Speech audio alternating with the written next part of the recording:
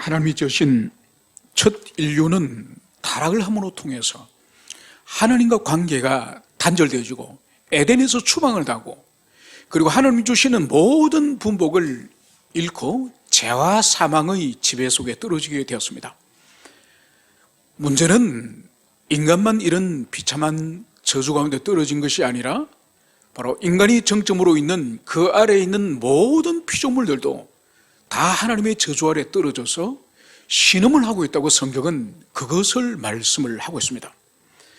예수 그리스도께서 오셔서 이 땅에서 많은 표적을 행하셨는데 그 표적의 본질이 바로 인간을 비롯하여 모든 사물이 죄와 사망의 지배 가운데 떨어져 있는 이 흑암에 있는 이 관계를 이제 청산하고 이제 하나님의 지배와 하나님의 통치 속으로 들어오게 됐다고 하는 그 표징이 바로 주님이 행하시는 기적이라는 것을 이것을 우리는 기억을 해야 됩니다. 오늘 주님께서는 우리가 이 본문을 우리가 나누기 전에 그 앞에 오병이어의 사건을 우리가 먼저 살펴봤습니다. 여러분, 오병이어의 사건은 어떤 일입니까? 이것은 주님이 이 지상에 세우신 이 물질 세계, 또 이 물질 세계를 주관하는 이 물리적 질서, 이 물리적 질서를 초월하는 사건이지 않습니까? 여러분, 어떻게 이 빵 5개와 물고기 2마리를 2만 명을 배를 불리게 먹고도 12바구니를 남게 할 수 있습니까? 이건 불가능한 일입니다.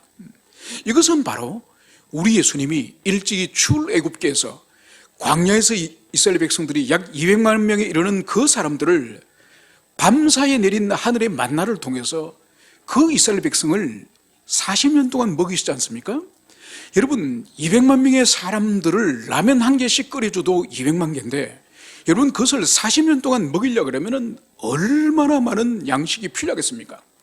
그런데 주님은 어떠한 재료나 원료로 사용하지 않으시고 밤사이에 아침에 자고 일어나서 나가면은 광야에 이 만나가 쫙 깔리는 거예요. 그냥 거두와서 그것을 요리해 먹으면 되는 거예요. 바로 우리 예수님께서 베세다 광야에서 어떠한 다른 도구와 다른 재료를 사용하지 않으시고 2만 명이나 되는 이 엄청난 많은 군중을 주님께서 당신의 이 바구니에서 이 떡과 물고기를 떼어내도 계속 나오는 이 초자연적인 이 자연 질서를 초월하는 주님의 능력을 보여주신 거죠. 여러분, 이 능력을 본 제자들과 그리고 2만 명의 군중들의 마음은 어떻겠습니까? 바로 군중들의 마음은 이 동일한 오병이어 사건을 요한복음 6장 14절 15절에서는 이렇게 말씀합니다. 바로 이 예수님이 바로 하나님이 보내주신 그 선지자므로 바로 우리 예수님을 왕으로 삼으려고 이스라엘 백성들이 그 마음의 계획을 가지고 주님을 지금 왕으로 세우려고 하는 겁니다. 여러분, 주님을 왕으로 세우려고 할 때에 그런 일이 일어날 때 제자들의 마음은 어떻겠습니까? 여러분, 제자들은 우쭐하겠죠. 야, 내가 지금까지 생업을 버리고 물고기 잡는 것도 버리고 돈 버는 것도 버리고 직장도 버리고 이 주님 따라왔더니 드디어 보람이 있다. 주님이 왕이 되면은 최소한 우리는 장관은 한 자리씩 한다. 여러분, 그것이 성경에 나옵니다. 그래서 사도 요한의 어머니가 와서 요한의 두 아들에게, 요한과 야고보에게 당신의 영광이 이르게 되면은 두 아들 가운데 한 명은 왼편에 앉아주시고 한편은 오른편에 앉혀주십시오. 이 말을 요한의 어머니가 부탁을 해요. 그리고 요한 자신도 주님께 부탁을 합니다. 당신의 영광에 임하면은 우리 형제 둘 특히 이뻐 여기셔서 한 명은 왼쪽에 한 명은 오른쪽에. 여러분, 이것은 요한의 형제만 그 생각을 했겠습니까? 아니죠, 그죠? 12명의 제자들이 다 주님이 왕이 되면, 주님이 왕이 되시면 뭔가 한 자리 지금까지 수고했던 1등 공신으로 대우줄 것을 그들이 마음에 품은 거죠. 그러니까 오병이어의 현장에 있었던 이 두 무리, 제자들의 무리와 지금 이 백성들의 무리들이 다 10년 가운데에 이 오병이어 사건의 해석에 문제가 생긴 거예요. 그래서 주님을 왕으로 세우면은 다 나름대로 한 자리씩을 하고 또 나름대로 이 주님이 왕이 되시면은 그 지긋지긋한 로마 제국의 그 지배와 그 세금의 착취로부터 이제 벗어날 것을 생각하면서 다 딴 생각을 다 하고 있는 거죠. 주님은 이 땅에 오신 목적이, 궁극적 목적이 뭐죠?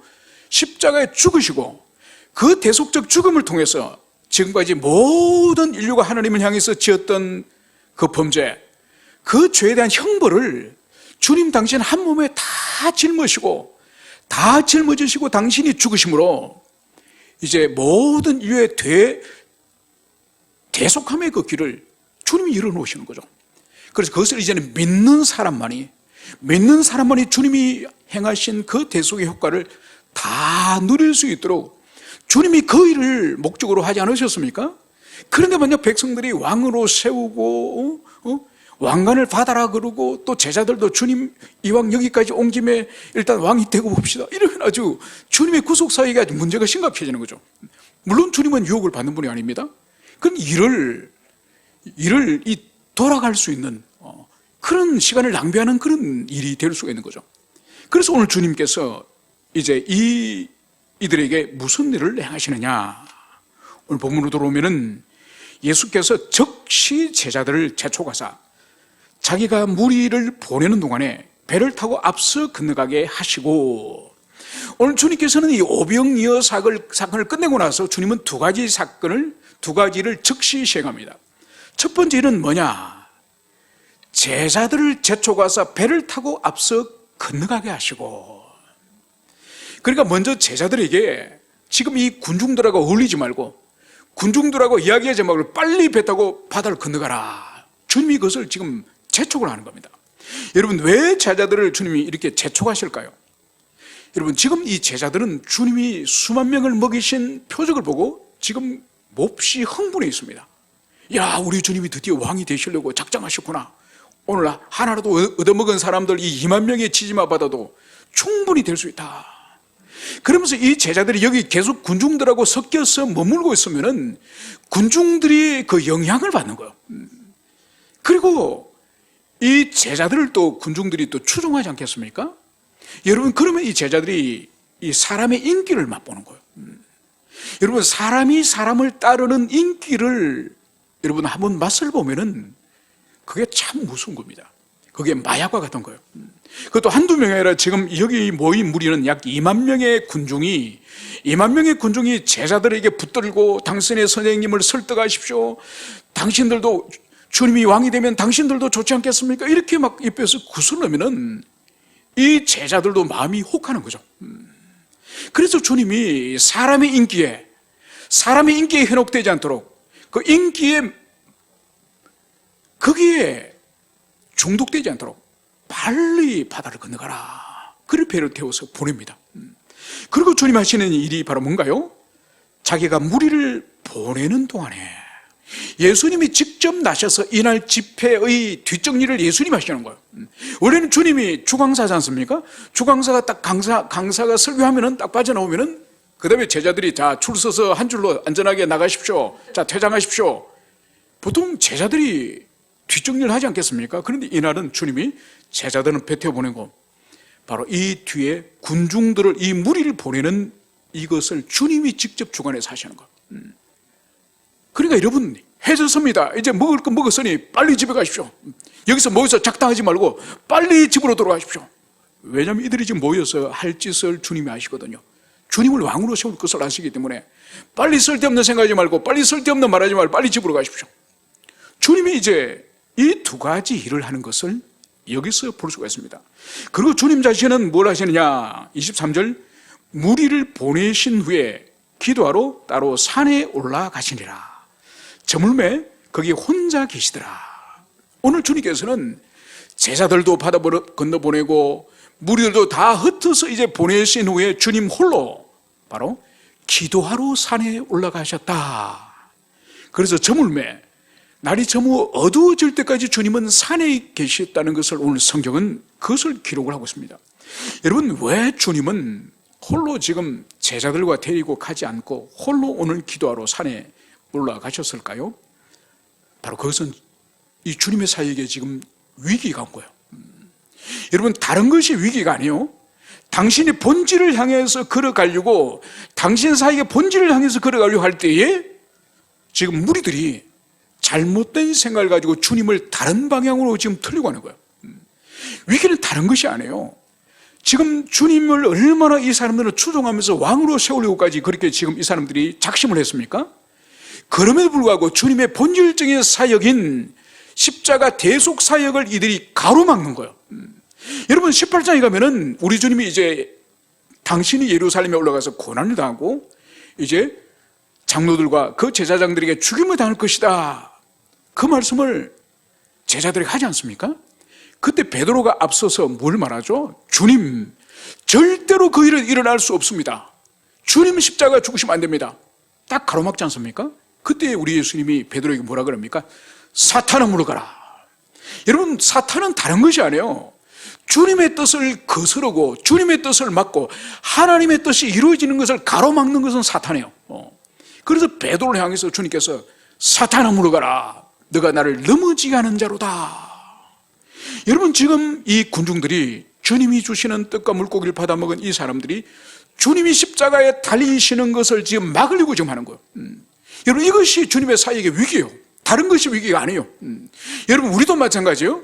우리 인생에 우리 사업의 위기가 오는 것도 위기이기도 하고 우리 육체의 건강에 병이 든 것도 위기이기도 하지만은 성도가 성도다운 거룩한 삶을 사는 데 있어서 방해가 되는 것이 다 위기예요. 그러니까 그것은 때로는 직장에서 좋은 대우를 받는 것도 위기가 될 수 있죠, 그죠? 그 전에는 그냥 말단 사원으로서 주는 월급 받고 꽉꽉 줄 성수하고 신앙생활 잘했는데, 이제는 이사가 되니까 주일날 골프 치러 나오래, 대표가. 그거 안 나올 수도 없고. 여러분, 그게 위기예요. 여러분, 옛날에는 중소기업에서 열심히 근무하면서 꼬박꼬박 그랬는데, 아이고, 이제는 잘나고 똑똑해가지고 몇 억 되는, 연봉 몇 억 되는 그런 기업에 스카웃 받아가서. 그러니까 직장 사무실 동료들은 분기마다 해외여행을 같이 가재. 그래, 분기마다 이제는 해외여행 다니면서 먹고 마시고 노는 거예요.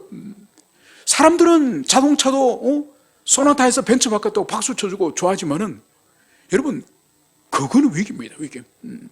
그것은 세상적으로 볼 때는 번영과 부귀와 영화와 안락한 삶을 사는 것인지는 모르지만은 주님으로부터 멀어지고 주님의 뜻을 거스르는 것은 모두가 위기예요. 바로 주님께서는 지금 당신의 거룩한 그 대속 사역을 지금 가로막으려 하는 이 장애 요소, 바로 이 요소 앞에서 주님은 아버지께 간절히 기도했다는 것을, 이것을 여기서 볼 수가 있습니다.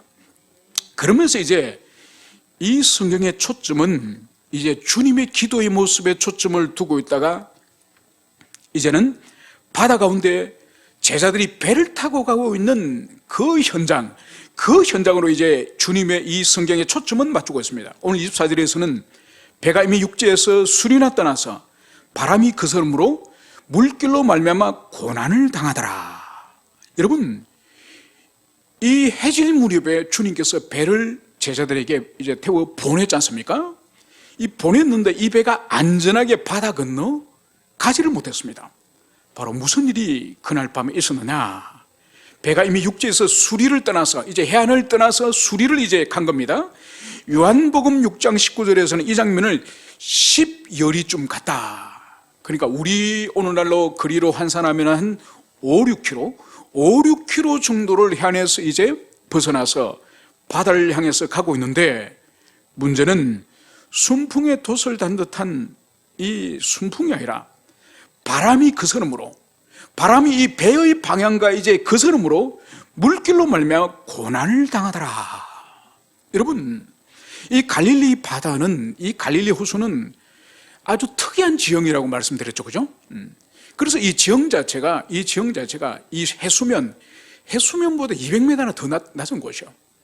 그리고 좌우에는 또 높은 이 골란고원, 이 고원이 있어서, 그래서 고원에 있는 거기에 있는 뜨거운 햇빛을 받아서 뜨거운 그런 육지는 뜨겁고 바다는 차운 바람이 불어오지 않습니까? 그래서 이 갈릴리 바다에는 이 폭풍이 자주 일어납니다. 그럼 이 폭풍이 호수인데도 바다 못지않게 2m에서 3m의 폭풍이 일어나는 거죠.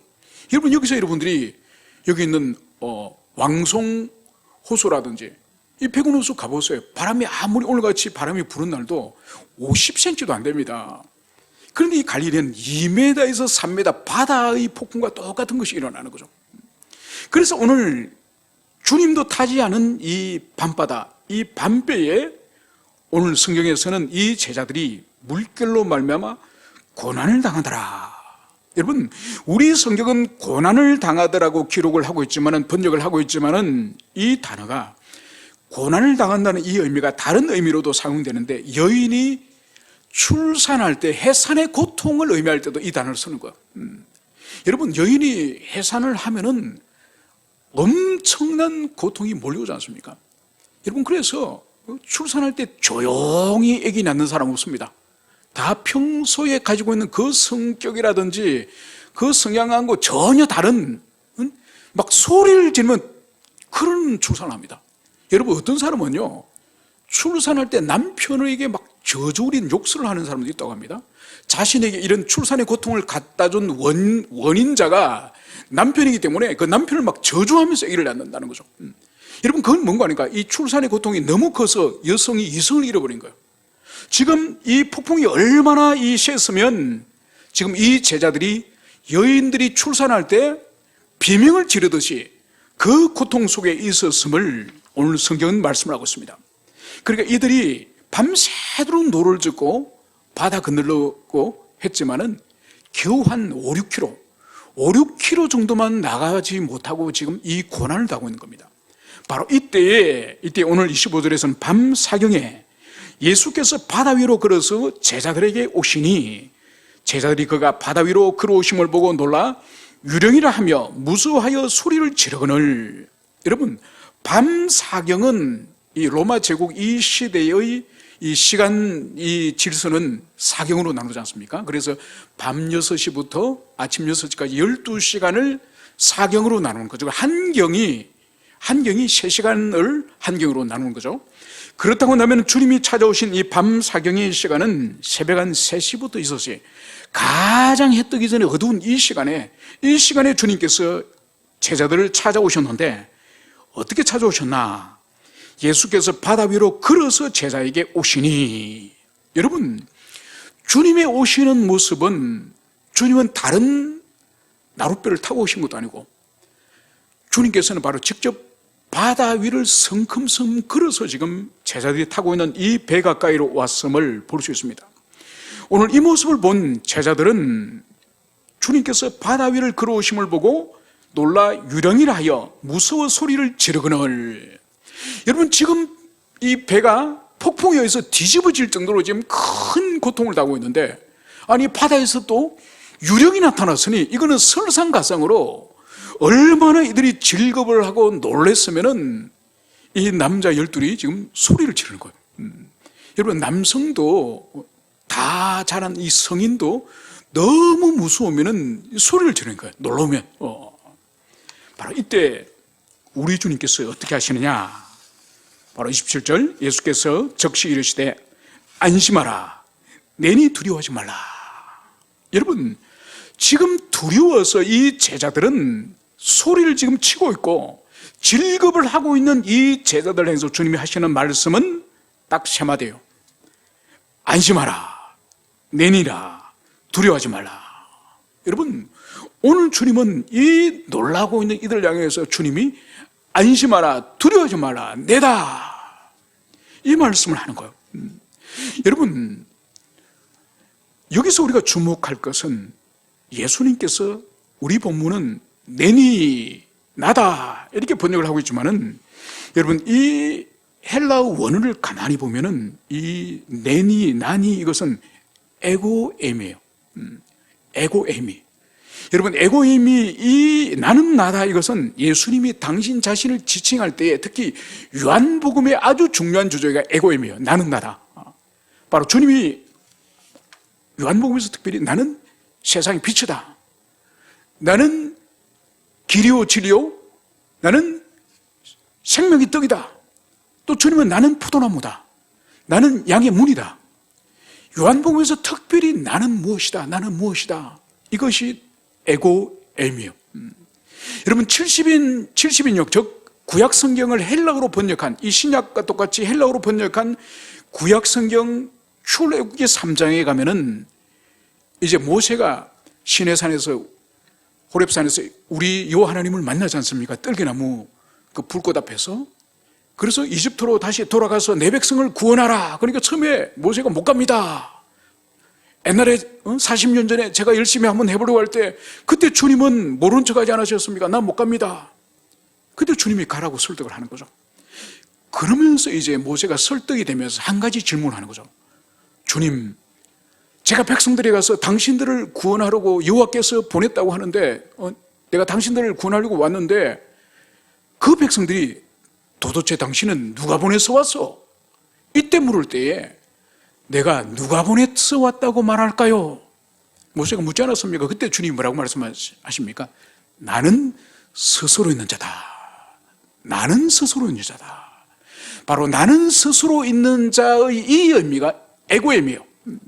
바로 예수님은 오늘 정확하게 두려워 떨고 지금 질급을 하고 있는 이 사내들에게 와서 바로 안심하라, 두려워하지 말라, 이 말씀을 하시면서 에고에미, 바로 요 하나님께서 모세에게 나는 스스로 있는 자다, 이 말씀을 모세에게 했던 것처럼 오늘 예수님께서 그 말씀을 그대로 12 제자들에게 안심하라, 두려워하지 말라, 나는 스스로 있는 자다, 에고에미, 이 말씀을 하시는 것을 볼 수 있습니다. 여러분, 만약 이 12 제자들에게 그 가버나움이나 그 갈릴리에 있는 어떤 어부한 사람이 와서 여러분 두려워하지 마십시오. 내가 있습니다. 나는 이 호수에서 50년간 어부 노릇했습니다. 두려워하지 마십시오. 여러분, 그러면은 별로 위로가 안 될 것입니다.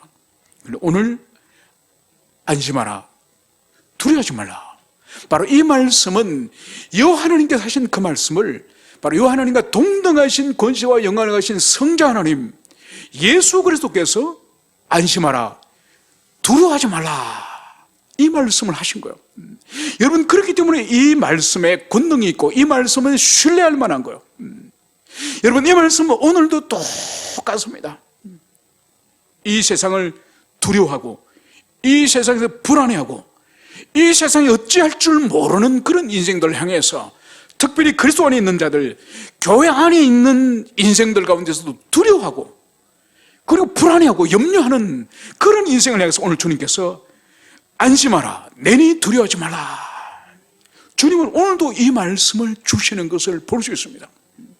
그래서 오늘날도 우리가 진정으로 주님을 만나고 주님을 사랑하고 주님을 의존하면은 이 세상이 두려울 것이 없고 불안해할 것이 없는 거예요. 여러분, 그래서 회심한 그리스도인의 가장 본질적인 특징 중 하나가 두려움이 없는 거예요. 불안이 없는 거예요. 여러분, 산이 무너지고 배가 침몰하고 여러분 죽음이 눈앞에 있다 할지라도 두려움이 없는 거예요. 왜냐하면 죽음 이후에는 하나님 아버지 품에 안긴다는 것을 그들이 너무나도 잘 알고 있기 때문에 죽음 앞에 신앙을 버리거나 불안해하거나 벌벌 떨거나 그런 삶을 살지 않는 거예요. 여러분 보세요. 우리가 오래전에 봤던 영화 가운데 타이타닉이라는 영화를 봤지 않습니까? 이제 배가 다 기울어져서 구명정의 사람들을 계속 내리고 있을 때에 바로 거기에 연주가들은 거기서 연주를 하지 않습니까? 음악을 연주를 하지 않습니까? 그들이 왜 연주를 합니까? 바로 그 죽음 앞에 두려워하는 그 인생들, 그리고 그 사람들을 대피시키기 위해서 지금 노심초사하는 그 선원들, 그 사람들이 음악을 통해서 마음의 심령의 안정을 누리면서 마지막까지 안전하게 대피할 수 있도록 그렇게 한 거죠. 그러나 그 사람들은 어떻게 됐습니까? 연주자들은 다 죽은 것이죠. 죽음의 그 순간까지 그 연주를 할 수 있었던 그들의 마음의 평강의 근원이 뭡니까?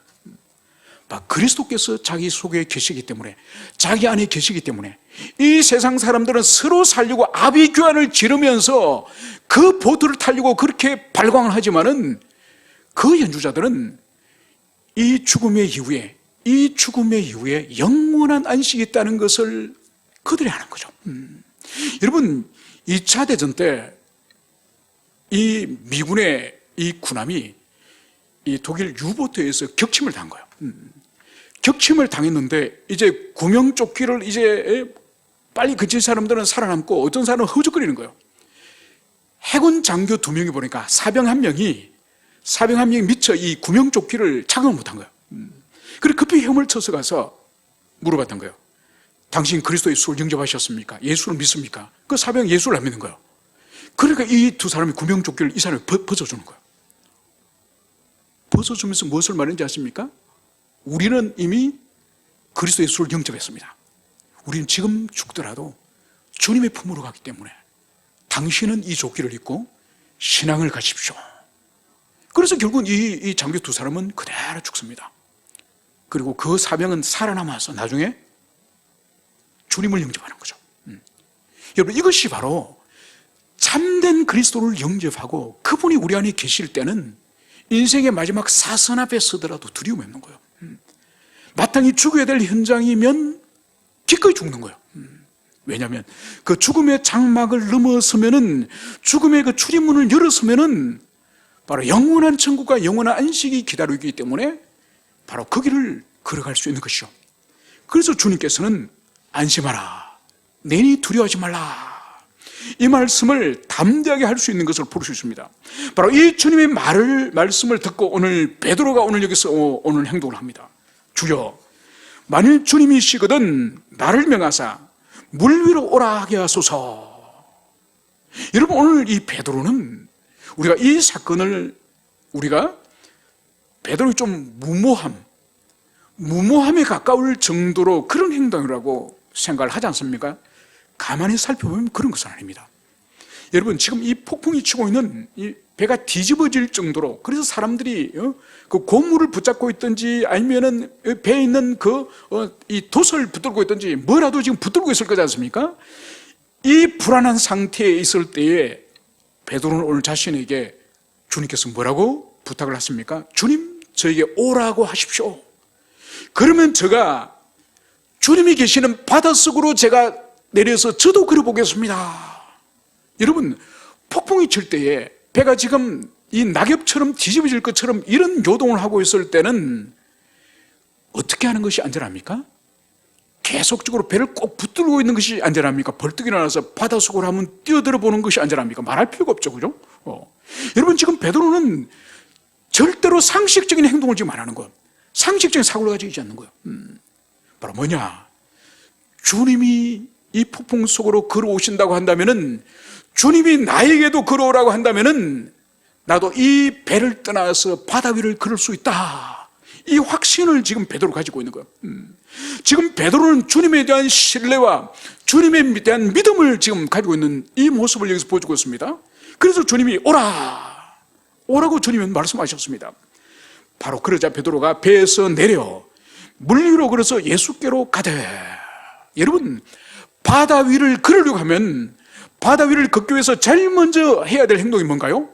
배에서 뛰어내려야 돼요. 배에서 배를 벗어나야 바다 위를 비로소 발이 닿아서 걸을 수 있는 거예요. 오늘 베드로는 보십시오. 배에서 내려 물 위로 걸어서 예수께로 가되. 여러분, 베드로는 지금 이 합리적이고 이 상식적인 이 생각으로부터 지금 떠나 있는 거예요. 초월한 거예요. 여러분, 이것이 믿음이에요. 여러분, 항상 우리가 이 비합리적이고 비상식적인 초월적인 삶을 항상 사는 것은 아니에요. 이런 경우는 아주 예외적인 경우야. 그래서 아주 예외적으로 우리 인생 가운데에 상식과 합리를 벗어나는 이런 무모하리만한 이런 행동을 하나님이 원할 때가 있다는 거예요.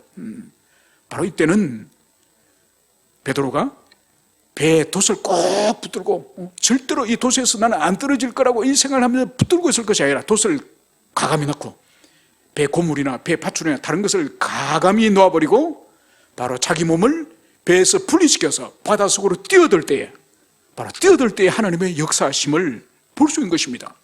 그래서 오늘 이 물 위로 걸어가는 이 베드로에게 오늘 30절은 이렇게 말씀을 하고 있습니다. 바람을 보고 무서워 빠져가는지라 소리지르 이르되 주여 나를 구원하소서. 여러분, 조금 전에만 하더라도 이 지금 단 몇 초, 1분도 안 됐겠죠, 그죠? 배에서 지금 뛰어내려서 주님 사이에 얼마나 거리가 있는지 모르지만은 이 담대한 믿음을 가지고 바닷속으로 뛰어들겠던 이 믿음이 금세 어떻게 됐습니까? 바람을 보고 무서워 빠져가는지라. 여러분, 이렇게 우리의 믿음이라고 하는 것은 여러분, 한번 믿음이 이 정도 있으면 절대로 그 이하는 떨어지지 않고 계속 여기서 올라가는 믿음, 이거 없습니다. 여러분, 믿음은 항상 가변적인 거예요. 오늘 베드로 보세요. 잠시 전마다로 주님께 자신을 바다 위로 걸어오도록 명령하라고 말씀했던 이 베드로가 오늘 바람을 보고 무서워서 바다에 그냥 빠져들어가는 것을 여기서 볼 수 있습니다. 여러분, 이렇게 우리가 이 땅에서 살아가는 동안 우리가 죽음을 맞이하는 그 순간까지 우리 인생은 믿음이 항상 가변적이에요. 항상 가변적이고 얼마나 우리가 연약한지, 여러분, 우리가 연약한 것을 인정하는 것부터 출발해야 우리 믿음이 견고함을 향해서 나갈 수 있는 거예요. 그래서 나는 절대로 베드로처럼 안 넘어져, 나는 가룟 유다처럼 절대로 주님 배신 안 해, 이런 생각하시면 안 되는 거예요. 누구나 가룟 유다 같은 배반의 가능성을 우리가 가지고 있고, 또 베드로처럼 금방 무서워서 물에 빠져가는 그런 영적 연약함, 믿음의 연약함을 누구든지 가지고 있다.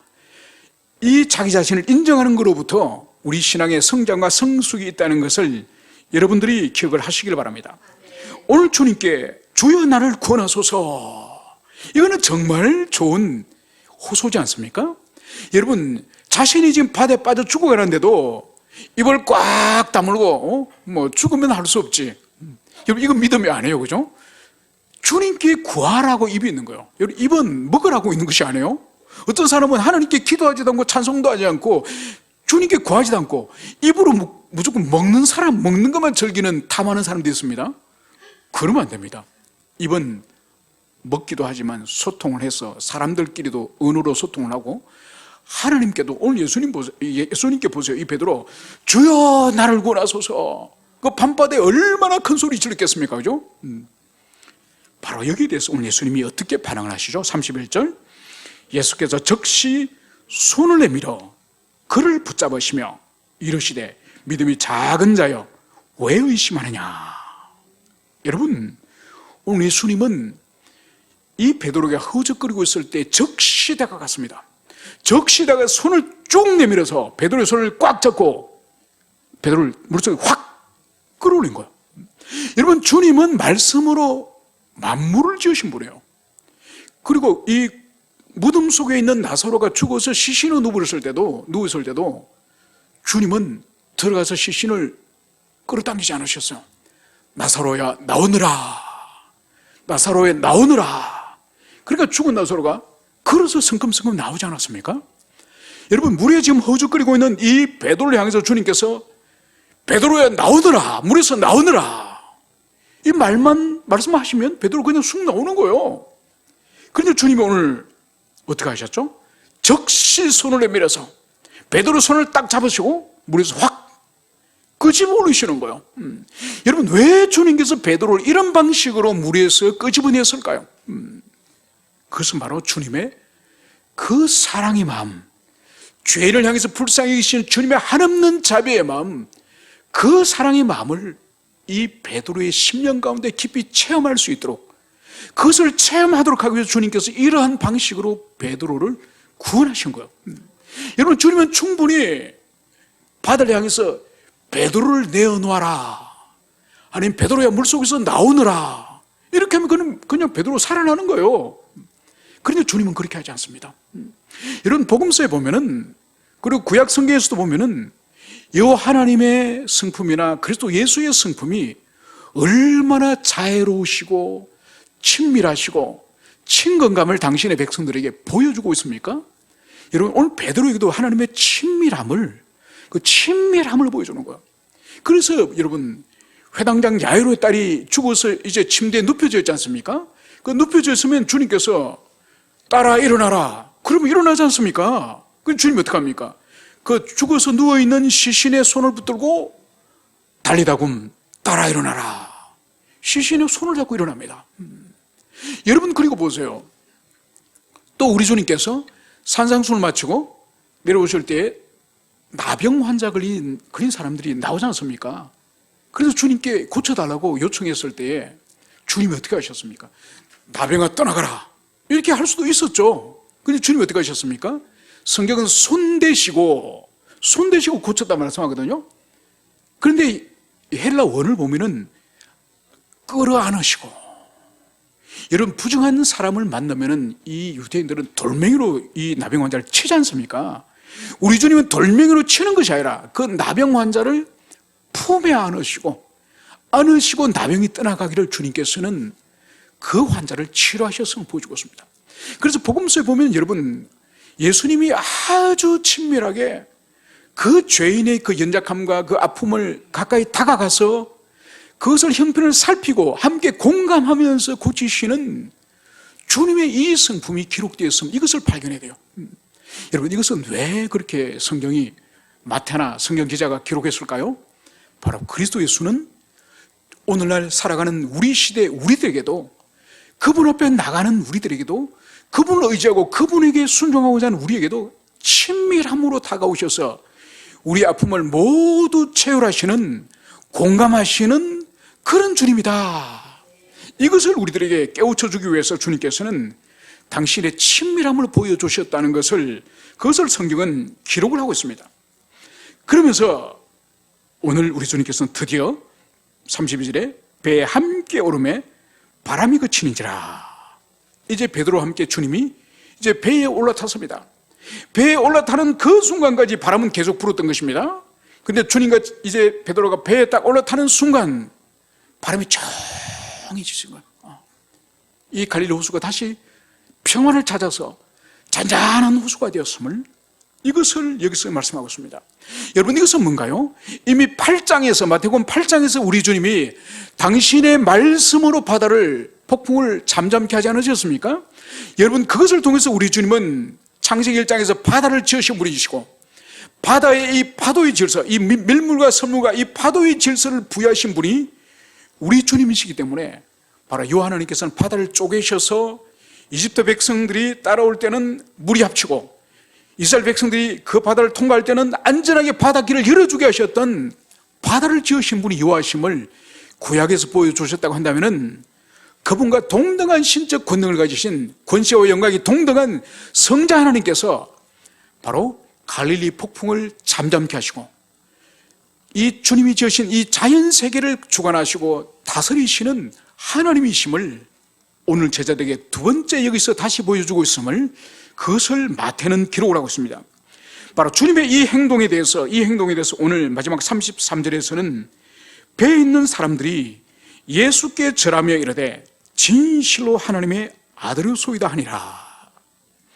이제 베드로와 함께 예수님이 배에 오를 때 이 제자들이 모든 과정을 다 경험했기 때문에 오늘 주님 앞에 어떻게 했습니까? 주님 앞에 절하며 이르되.